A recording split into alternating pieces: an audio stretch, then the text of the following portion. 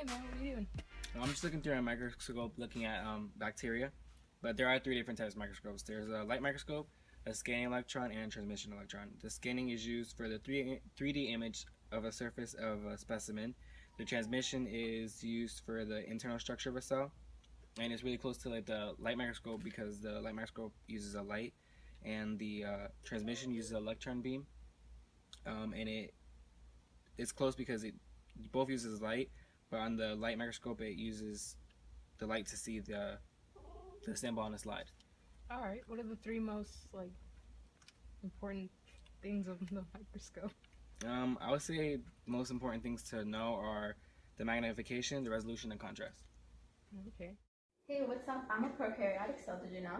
Well, I'm a eukaryotic cell. Well, I have organisms in the bacteria and archaea world. Well, I'm in protists, fungi, animals, and plants. Well, I don't have a nucleus, so it doesn't take up space for me. Well, I'm larger than prokaryotic cells. Well, my DNA is in the nucleoid. Well, I'm membrane bound. Well, I don't have membrane-bound organelles. Well, I guess I'm the better queen because I have cytoplasm between my plasma membrane. No, I think I'm the better queen. You guys have anything in common? I guess we both have plasma membrane and cytosol in common. We also have chromosomes and ribosomes in common. I guess we're pretty cool. We're equal.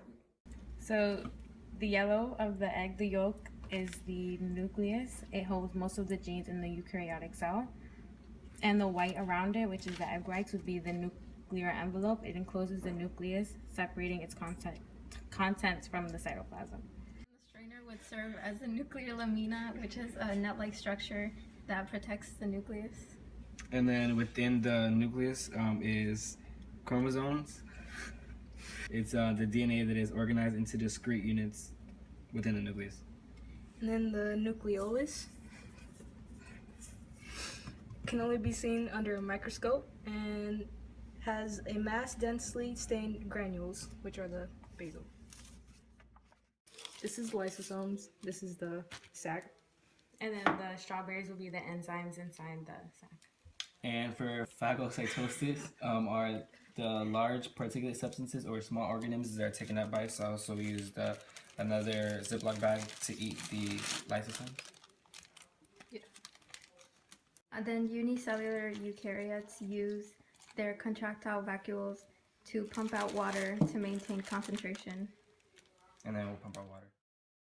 This is the endoplasmic reticulum. It's an extensive network of membranes that it accounts for more than half of the total membrane in the eukaryotic cell, and it has a smooth and rough ER. The smooth ER lacks ribosomes, but within the smooth ER, which would be the lipids, which is the oil, the carbohydrates is the sugar, the drugs and poison would be the Tylenol, and then the calcium would be the milk. And then the rough ER surface is full of ribosomes.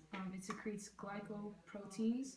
It has a membrane factory for cells and distributes and transports vesicles. So the cars would represent vesicles that would go into the Golgi apparatus, which is the box. And the Golgi apparatus serves as a warehouse that ships, receives vesicles. So the first thing is the mitochondria. And the mitochondria's function is to produce ATP through respiration. Then you have the chloroplast, and the chloroplast function is to convert energy from the sunlight into sugars. Then you have the thylakoid, which is to carry out light reactions in photosynthesis. And then have the centrosome, which is to provide structure in the cell. And you also have the centrals, which is to help organize. Plants have two cell walls, primarily, secondarily.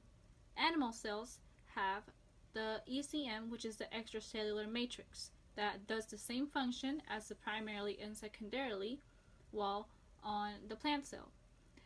The primarily is very, very thin, and the secondarily is thicker, and it protects the primarily. Their sources of energy is ATP, which you get from the mitochondria.